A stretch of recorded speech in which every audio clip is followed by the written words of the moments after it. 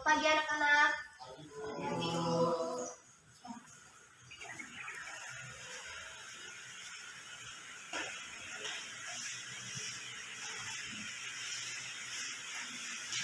Selamat pagi anak-anak. Pagi, Bu. Bagaimana kabarnya? Baik, Bu. Baik, Bu. Ya, sebelum kita mulai, materi kita hari ini ialah tentang reformasi gereja. Baiklah, Ibu akan absen dulu.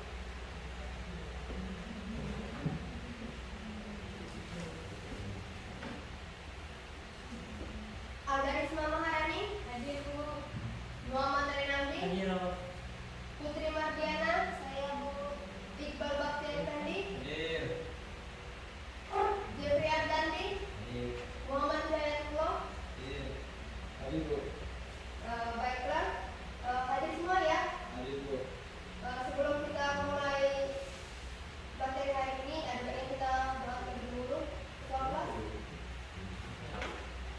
Baiklah teman-teman, marilah kita sebelum belajar kita berdoa supaya Tuhan berdoa baik. Berdoa besar.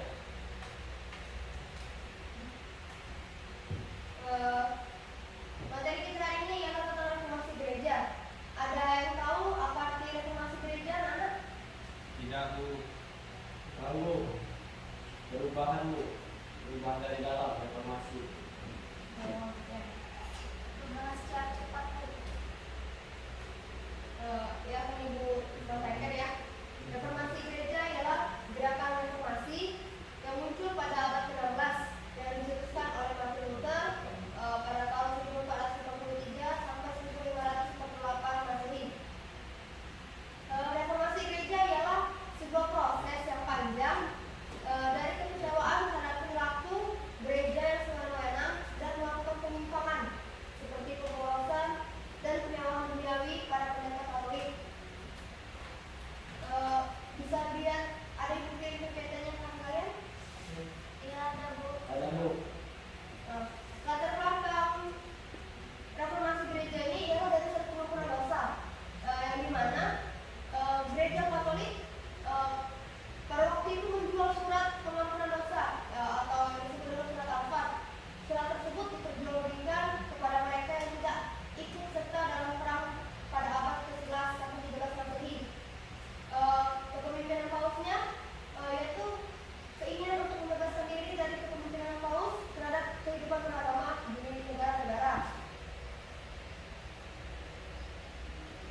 Dampak reformasi bagi kehidupan masyarakat ialah lahirnya Protestanisme, yaitu resistensi atau perlawanan terhadap gereja Katolik Roma yang kemudian mendorong pengikut Martin Luther mendirikan gereja yang terlepas dari gereja Katolik Roma. Reformasi perang 30 tahun kebebasan beragama, yaitu reformasi juga membawa akibat yang tidak diharapkan. Kaum Katolik dan Protestan berperang yang kemudian disebut dengan perang 30 tahun. Setelah perang pada tahun 1648 dibuat perjanjian atas pengakuan dalam kebebasan beragama di setiap negara. Lahirnya gereja Anglikan, yaitu keberhasilan reformasi Jerman dan Inggris tidak terlepas dari keberanian melawan otoritas yang terciptanya negara sekuler dan lepas dari intervensi keperluan kepausan. Yang keempat dan terakhir ialah reformasi dan demokrasi. Reformasi Protestan ialah kebebasan individu dan kesetaraan, yang dimana kebebasan individu dapat dilihat dari penolakan Martin Luther atas otoritas Paus terhadap termasuk kekuasaan sekuler.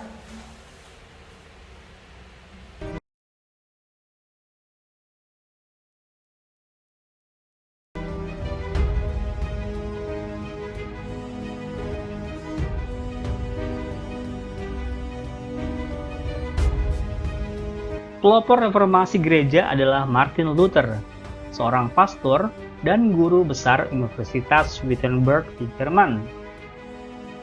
Sebelumnya, beliau adalah biarawan yang taat. Meski begitu, dirinya melihat ada beberapa hal yang tidak sesuai dengan ajaran agama dan gereja Katolik. Salah satunya adalah praktek jual beli indulgensi atau surat pengakuan dosa. Seharusnya nih, menurut Martin Luther, pengakuan dosa itu nggak bisa diperjualbelikan. Martin Luther sebenarnya nggak ingin mendirikan gereja sendiri. Dirinya hanya ingin melakukan reformasi dalam gereja. Meski begitu, akibat pikirannya yang berbeda dari para pemimpin gereja saat itu, dirinya dianggap membawa ajaran sesat. Anggapan inilah yang mendorong Martin Luther dan pengikutnya untuk mendirikan gereja sendiri. Ajaran baru itulah yang akhirnya disebut dengan Protestanisme.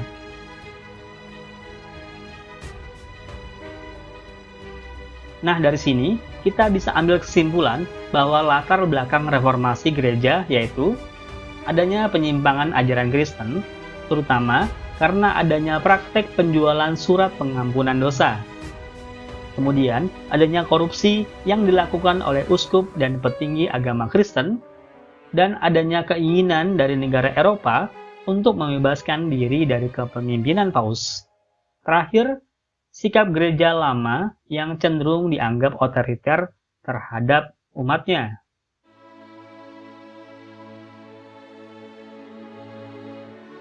Pada tahun 1517, Martin Luther mengeluarkan 95 pendapat atau dalil yang berisikan protes terhadap konsep pengampunan dosa atau indulgensi yang dilaksanakan oleh Paus. Dalil tersebut kemudian disebar oleh Martin Luther di berbagai pintu gereja di Wittenberg. Peristiwa tersebut merupakan awal mula dari gerakan reformasi gereja di Eropa. Kegigihan Martin Luther untuk melakukan reformasi ternyata belum selesai. Selain menolak kehadiran Paus dalam kekuasaan negara, dirinya juga berani menentang anggapan bahwa Alkitab hanya boleh dibaca dan ditafsirkan oleh para rohaniawan. Martin Luther yang menjunjung tinggi kebebasan individu dan kesetaraan menolak gagasan itu. Menurutnya, semua orang yang mengimani Katolik sebagai agamanya berhak untuk membaca Alkitab. Alhasil, ia menerjemahkan sendiri Alkitab ke dalam bahasa Jerman.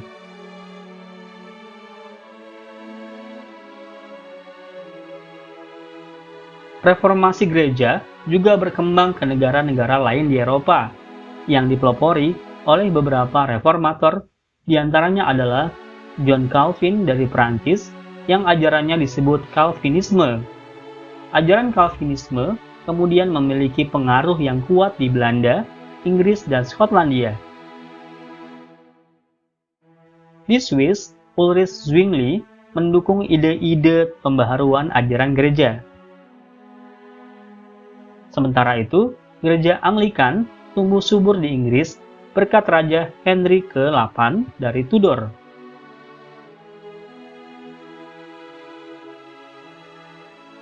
Reformasi gereja memberikan dampak besar bagi kehidupan masyarakat Eropa. Hal ini terlihat dari munculnya peristiwa-peristiwa besar sebagai berikut. Pertama, lahirnya Protestanisme. Resistensi atau perlawanan yang kuat terhadap gereja Katolik kemudian mendorong para pengikut Luther mendirikan gereja sendiri yang terlepas dari gereja Katolik yang kemudian dikenal dengan gereja Protestan. Menguatnya fungsi negara. Gerakan Martin Luther ternyata membawa dampak pada melemahnya kekuasaan Paus. Paus saat itu tidak hanya memimpin gereja, namun juga berhasil membawahi banyak kerajaan-kerajaan di Eropa. Menurut Luther, gereja seharusnya mengakui kekuasaan para pemimpin negara. Gagasan ini tentunya mendapat dukungan dari para penguasa negara. Mereka menghendaki adanya pemisahan kekuasaan antara negara dan agama.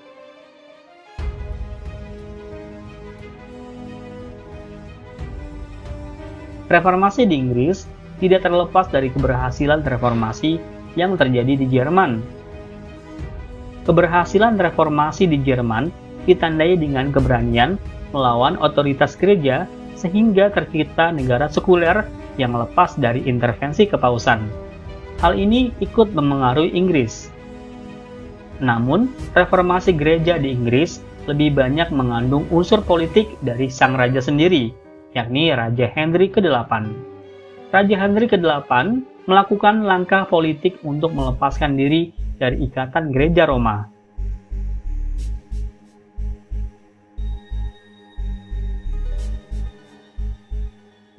Reformasi Protestan sejatinya adalah perjuangan untuk mendapatkan kebebasan individu dan kesetaraan.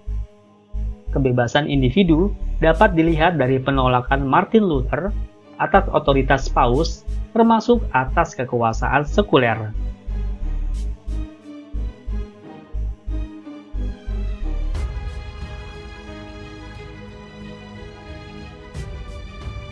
Reformasi juga membawa akibat yang tidak diharapkan.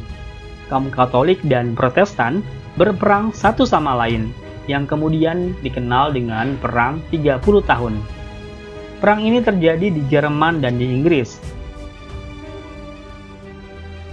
Meskipun demikian, perang ini terjadi tidak hanya karena masalah keagamaan, tetapi juga karena persaingan antara dinasti Habsburg dan dinasti Valois di Prancis yang mengakibatkan terjadinya Perang Habsburg-Valois.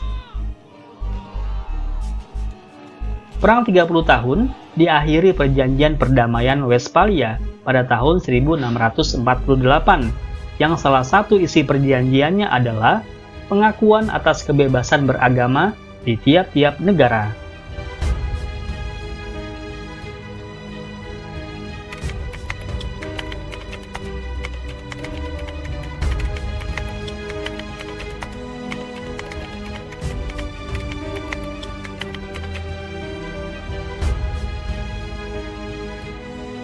Ya, itu saja yang dapat Ibu sampaikan.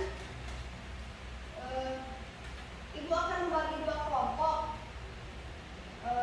yang dimana dua kelompok itu 3 orang ya. Ada Ray dan Putri, kelompok pertama, dan yang kedua kelompok Iqbal, Jeffrey dan Dayat. Materi diskusinya ialah kelompok pertama, analisislah pemikiran Martin Luther yang menyebabkan pemberontakan reformasi gereja. Yang kelompok kedua, Iqbal, Jeffrey, Dayat, yaitu dampak dari reformasi gereja bagi Eropa dan Indonesia. Pemberian waktu 10 menit, silakan berdiskusi ya.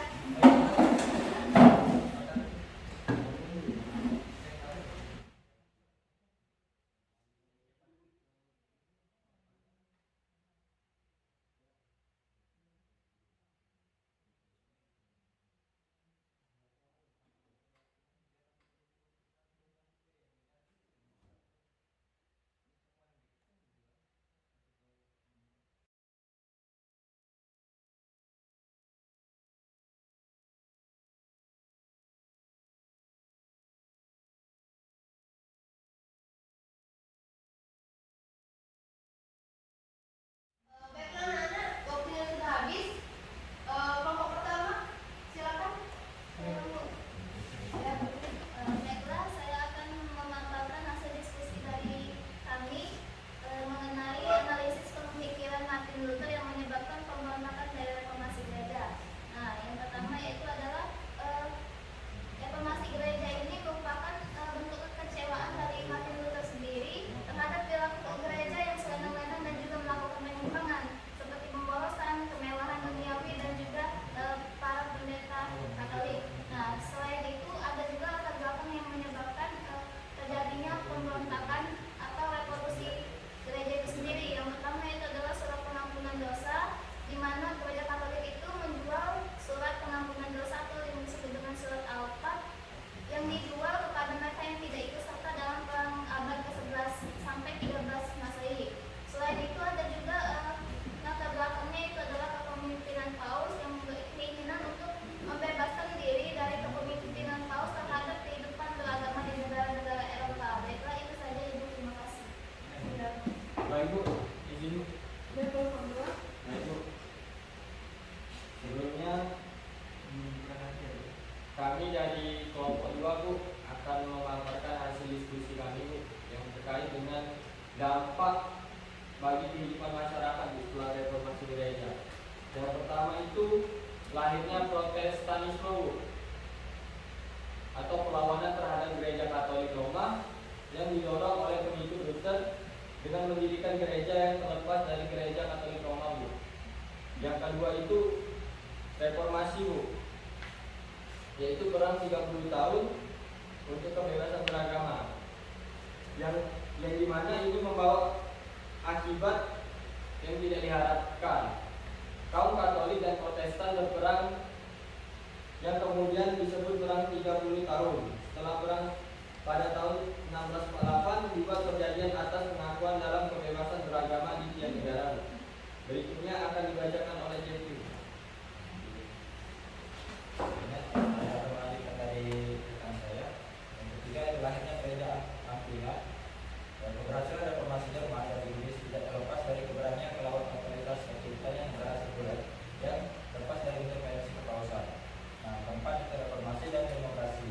Reformasi Protestan adalah kebebasan individu dan kesetaraan kebebasan individu dapat dilihat dari penolakan Luther atas otoritas paus termasuk atas kekuasaan sekuler. Mungkin itu saya untuk jawaban dari kami.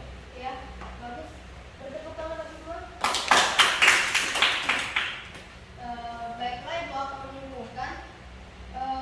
Memang benar, reformasi gereja ialah merupakan sebuah proses yang panjang dari kekecewaan terhadap perilaku gereja yang semena-mena dan melakukan penyimpangan, yaitu seperti pemborosan dan kemewahan duniawi para pendeta Katolik.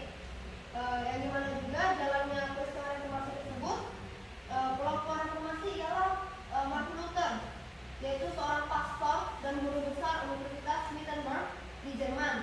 Sebelumnya beliau adalah biarawan yang kuat dan yang taat. Terus dampak bagi kehidupannya yaitu lahirnya Protestanisme, menguatnya fungsi negara, dan lahirnya gereja Anglikan, reformasi dan demokrasi, dan reformasi perang 30 tahun dan kebebasan beragama. Baiklah, itu yang dapat Ibu berikan materi pada hari ini. Nanti Ibu akan mengirimkan tugas berbentuk pilihan ganda ke dalam grup supaya anak-anak bisa dapat mengevaluasi kembali materi yang telah kita pelajari hari ini. Ketua kelas, doa. Baiklah, teman-teman, untuk mengakhiri pembelajaran hari ini, mari sama-sama kita berdoa sesuai keyakinan kita. Doa mulai. Doa selesai. Baiklah, materi hari ini cukup sampai sini. Kita lanjut minggu depan. Baik Bu.